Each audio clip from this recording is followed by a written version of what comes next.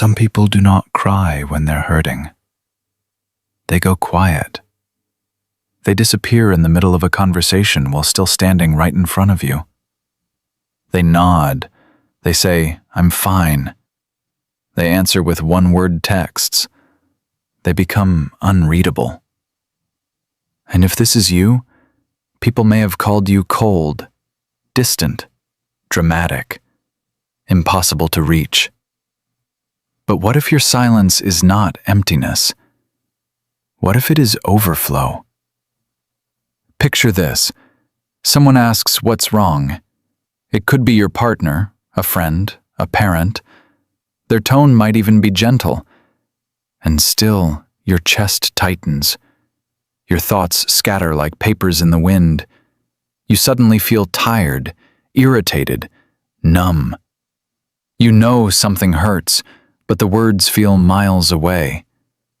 So you shrug. You say nothing. Later, alone, every sentence arrives perfectly. Now you can explain everything. But in the moment, the door was locked. Here's what's really happening. Most people think shutting down means you do not care. Actually, it often means you care so much that your system overloads. This response is usually not a flaw. It is an adaptation, a learned form of protection. Your mind and body trying to reduce pain the only way they know how. So let's decode it, because once you understand why you go silent, the silence stops feeling like failure. Number 1. Your nervous system may treat emotional conflict like physical danger. Some people hear tension and feel challenged. Others hear tension and feel threatened.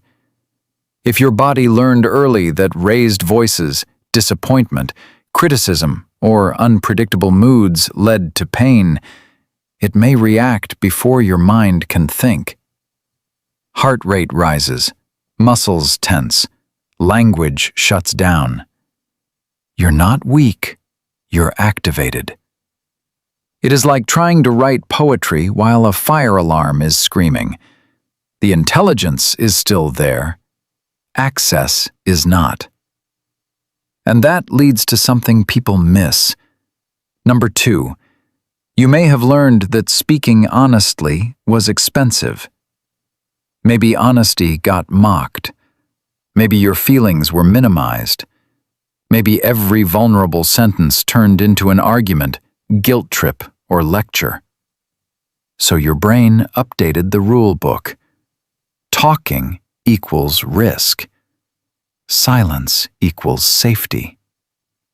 Even years later, with kinder people, the old software can still run in the background. You're not difficult, you're conditioned. Like touching a stove that burned you once, your hand pulls back before logic gets involved. But here's where it gets weird. Sometimes the people who want connection most are the ones who go mute first. Number 3. You might feel everything faster than you process it. Some people experience emotion like a slow drizzle. Others get hit by weather systems. Sadness arrives with shame attached. Anger arrives with guilt attached. Disappointment drags old memories behind it. One moment becomes 10 moments at once. So when someone says, "Just tell me how you feel," it sounds simple to them. To you, it feels like being asked to sort 1,000 wires while they're sparking. You're not overreacting. You're overloaded. This is why many quiet people can explain themselves brilliantly later.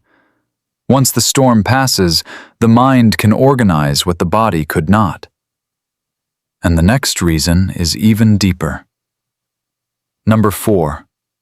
Shutting down can be a hidden form of self-control. You know what can happen when pain speaks too quickly. Harsh words, regret, misunderstandings, damage that takes weeks to repair. So instead of exploding, you freeze. From the outside, it looks passive. Inside, it can be restraint. You're not emotionless. You're containing. Like holding a glass that's filled to the edge, one wrong movement feels dangerous, so you become still. The tragedy is that others often mistake your effort for indifference. And that misunderstanding creates the next cycle. Number 5. Silence can become identity. After enough years, you stop seeing it as a response and start seeing it as who you are. I'm just bad at feelings. I'm just not expressive. I'm just the quiet one. But identities built from survival habits can become cages. Because if you believe silence is your nature, you never question whether it was simply your strategy. You're not broken. You're patterned. And patterns can change. Not overnight, not magically, but slowly, through safer experiences, better language, and moments where you realize you did speak, and the world did not end. That is the part many people never hear. Here's the beautiful contradiction. The people who shut down in pain are often the people who feel the deepest. They notice tone shifts others ignore. They replay conversations because words matter to them. They withdraw not because they lack love, but because love hits them hard. They can look guarded while carrying oceans inside. They can seem distant while secretly craving closeness more than anyone in the room. They are often tender people, wearing armor that became too heavy. And if that is you, there is nothing shameful about how you survived. But there is something important to watch. Protection can become prison. Silence may save you in one moment and isolate you in the next. If every hard feeling gets buried, resentment grows roots. Relationships become guesswork. Loneliness starts sounding normal. So the goal is not to force yourself into dramatic expression. The goal is smaller and wiser. To replace shutdown with pause. To say, I need a minute. To say, I'm feeling a lot and I need time to sort it. To say one honest sentence before disappearing into 10 silent miles. That is growth. Not becoming loud, becoming reachable. Because healing often looks less like transformation and more like translation. Turning body alarms into words. Turning old fear into present truth. Turning silence from a prison into a choice. One day, the thing that once protected you may no longer need to lead you. And when that day comes, you will realize something powerful. You were never empty. You were full of unsaid things. You were never cold. You were carrying warmth behind locked doors.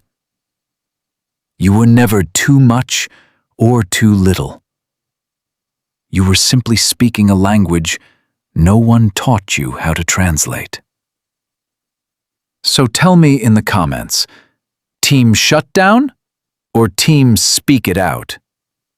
And if you've ever wondered why some people crave love but run from closeness the second it feels real, that next layer will explain everything.